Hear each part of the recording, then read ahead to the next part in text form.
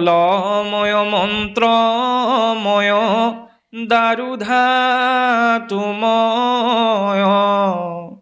লেখালে পানু যত প্ৰতিমা দিশয় খালে গ্ৰাম শিলাত যে শ্বেতমণ্ডলত জল আদি কৰি আনো অধিষ্ঠান যত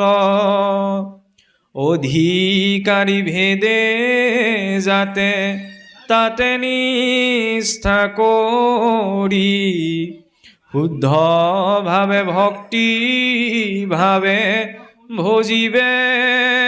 কহৰি যে ভগৱন্তক উপাসনা কৰাৰ